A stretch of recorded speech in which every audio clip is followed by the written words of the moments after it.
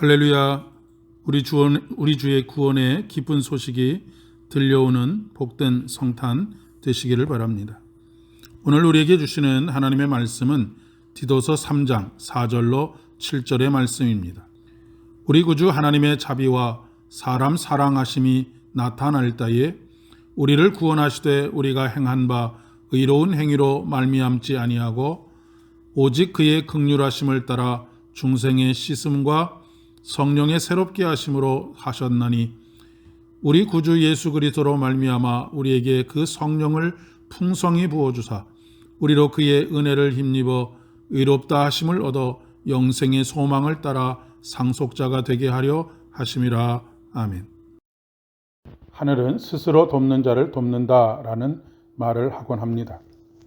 지성이면 감천이라고 하는 말도 하지요. 첫 번째 속담은 자기 스스로 자기의 운명을 개척하기 위해 남에게 의지하지 않고 열심히 일하고 노력하며 그 결과로 하늘의 뜻을 기다린다는 의미를 가지고 있습니다. 지성이면 감천이다라고 하는 속담은 내가 무엇인가에 정성을 다하면 하늘도 감동하여 도와준다라고 하는 뜻입니다. 어떻게 보면 무척 신앙적인 고백인 것처럼 보입니다. 사실 우리 민족의 전통 신앙 속에는 이러한 신앙의 태도들이 담겨져 있습니다. 매일 새벽마다 정한 수를 떠놓고 천지신명께 기도하는 것이었습니다. 지성이면 감천이 되기를 소망하는 것이었습니다. 그러다 보니 우리의 신앙생활도 그런 식으로 생각하고 하는 경우가 참 많이 있습니다. 그래서 1000번제를 드린 솔로몬을 따라 1000번제를 드리는 분도 계시고 그것을 독려하는 교회들도 있습니다.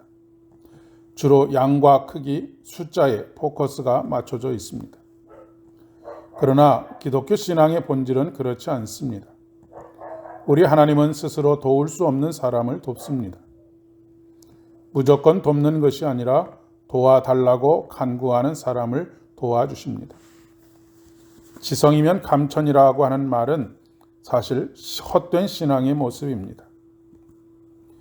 도대체 얼마나 어떻게 해야 하나님께서 감동하실 수 있을까요? 우리가 하나님을 감동시킬 수 있을까요? 그 일은 애시당초 불가능한 일입니다. 실제로 성도들 중에 이런 시도를 했다가 탈진되는 분들이 있습니다. 어느 순간 하나님을 향한 헌신이 밑빠진 독에 물 붓기처럼 느껴질 때가 있기 때문입니다. 고대 사회에서 신에게 하는 최고의 헌신을 자녀를 바치는 것이라고 생각했던 사람들이 있습니다.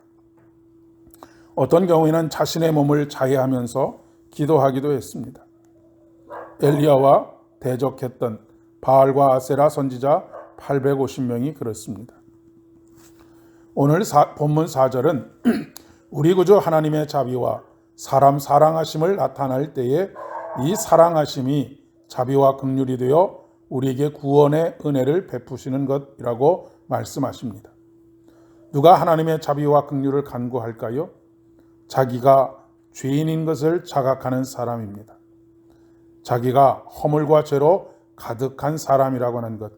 그래서 스스로 어떤 노력을 통해서도 구원할 수 없다라고 하는 것을 깨달은 사람입니다.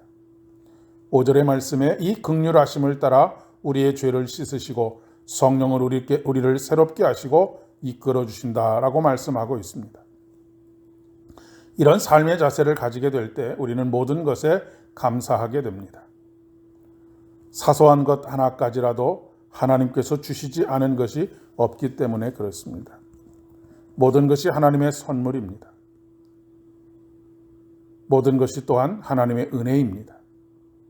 그러니 조금 주고 많이 주고가 불평과 불만의 이유가 될 수가 없는 것이죠.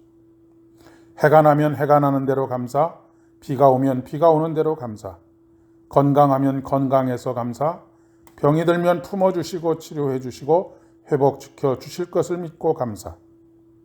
성령의 충만으로 우리의 삶을 새롭게 하실 때 일어나는 일들입니다.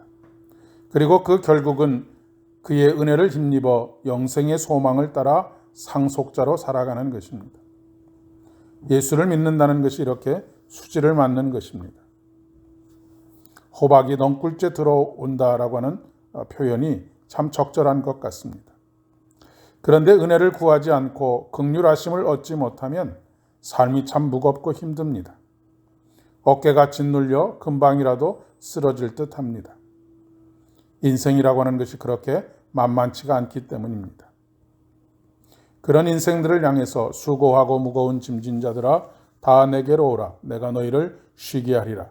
나는 마음이 온유하고 겸손하니 나의 멍에를 메고 내게 배우라. 그러면 너희 마음이 쉼을 얻으리라. 오늘도 은혜와 긍휼을 베푸시는 우리 주님 안에서 참된 쉼을 누리는 저와 여러분 되시기를 진심으로 축복합니다. 기도하겠습니다. 임마누엘 하나님, 어서 속히 오셔서 우리 곁에 계시고 항상 주 안에서 은혜로 참된 쉼을 누리게 인도하여 주옵소서. 예수님의 이름으로 기도드립니다. 아멘. 오늘도 은혜로 충만한 하루 되시기를 바랍니다.